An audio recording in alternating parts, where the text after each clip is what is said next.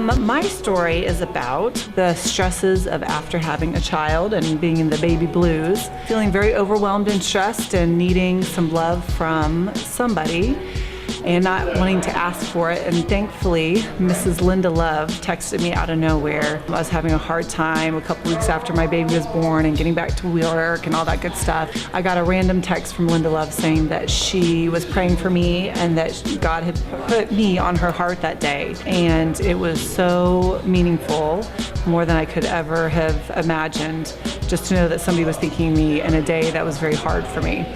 So that was one of mine. Hopefully people will be encouraged to branch out and randomly text people or call people or email people and let them know that they're thinking and praying for them, because that can be so inspirational to people. Well, last year I was feeling called to go to Nicaragua on a missions trip, but we really didn't have the money to do that. So Isaac and I prayed about it, and I decided to go ahead and ask for support from friends and family, and it was amazing because I actually was given more than I even needed for my part of the missions trip, so other money was able to go to people that didn't have it, that wanted to go on the trip as well. So it was a huge blessing. I felt very loved, and I felt that I had a lot of responsibility because people were investing in what I was doing. So when I went to Nicaragua, it was amazing. The kids were full of laughter and so accepting of my love to them and so loving to me, and I just felt very blessed by the whole experience.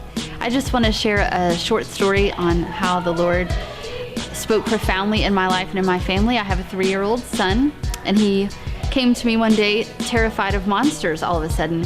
And so I taught him how to pray against the monsters and taught him that he can pray and that God would take the monsters away.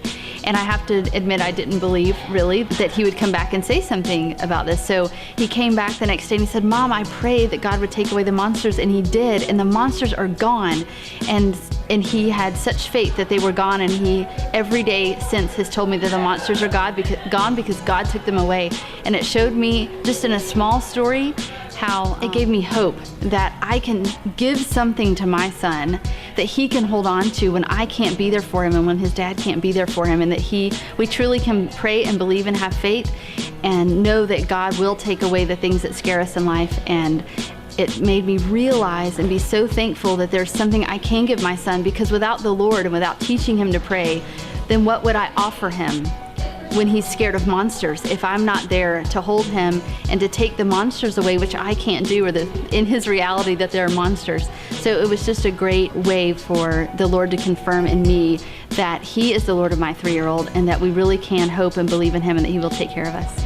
My wife Wendy and I have been amazed in just sitting back and watching our children as the Spirit of God takes hold of their heart. We haven't manipulated, we haven't done anything, stirred them up or anything like that, but it's just the work of God working in their hearts in worship. I mean, they're in the sanctuary singing unto the Lord, worshiping with hands raised and just having this fire and fervency for worship. And this is something that just amazes Wendy and I, my wife, and as we see our children grow up, and it's just amazing. I mean, we're just blessed and thankful that our children are experiencing that kind of heart for the things of the Lord and the things of His kingdom. A need that the Lord has met for me is fulfillment. You know, I've been feeling really empty lately, but I've just been really able to wake up in the morning, feel grateful, and I feel like God has really put in my spirit, be grateful for what you have, and I've definitely been living that, and I thank God for that peace. Well, God really practically met me and my wife's needs through our community group. We recently needed help getting our house ready, getting stuff moved out for like the adoption process that we're going through, and everybody in our home group really stepped up. Like, they all came out on a Saturday and hung out and really helped us do things we couldn't have done ourselves. So God really met practical needs in our family through the community that way, and it was awesome. So go to a small group. One thing I really thankful to the Lord for, that He gave me friendship, good friends, and taught me how to be a good friend. Since my childhood, I had a little struggle of having friends, be kind of introverted, but at the same time I wanted to be extrovert, and I always struggled with it. I couldn't find myself and could find good friends. And I prayed for good brothers and sisters as I became Christian, and he gave me the great experience. And I keep seeing those fruits in my life, in this church, in VCC particularly. I have very good friends now and wonderful brothers in Christ. I'm here to tell a story about how God's been working in my life, and recently my dad had to have quadruple bypass surgery. The biggest thing was I had to call my credit card company and get my credit card overnighted so I could use it to go see him. And basically what happened was the lady who answered the phone, she said her dad had recently had quadruple bypass surgery as well, and that it was now 12 years later and he's doing great. So I just thought that was God working my life, putting the right people in the right place at the right time, and I'm grateful. Thanks, God. I was really struggling with bills and money, and I had gotten the disconnection notice for my power about 2 days prior, and I came to church one Sunday. Tommy set up the billboard and said, if you have a need, write it on the billboard. And so I wrote down that I needed $230 to pay my power bill so I wouldn't be in the dark. And somebody came up and paid it. And it was incredible. So I have this story that I really enjoy, and I really remember God's faithfulness during difficult times. I was at a time in my life where I was newly single. I had very little resources, and I had a home that was in huge disrepair. It needed a lot of work, and I needed to sell it.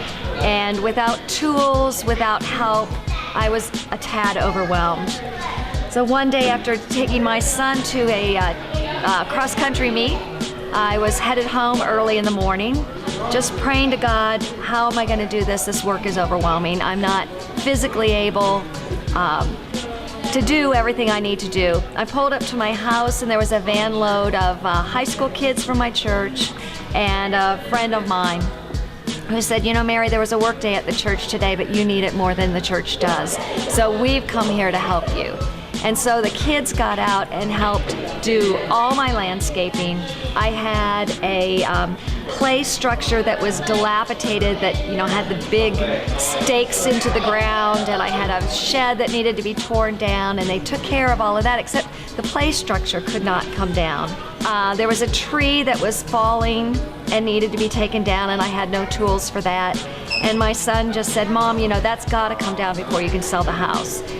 Then I know how expensive a tree is to take down, and I'm just like, well, it's just gonna have to be, because I have no money, I have no tools, I can't do it. As I'm saying that, a truck pulls into my driveway. A gentleman steps out and says, I have a tree service, do you need any trees taken down? And I said, well, I really can't afford your service. He goes, well, I'm inexpensive, I need this amount of cash. And it was exactly the amount I had gone to the bank yesterday to get. So I had the amount of cash, and he not only took my tree down, he took down the play structure, and the children got to see what I believe miraculously is how God provided our needs. It was just a beautiful time to see God provide.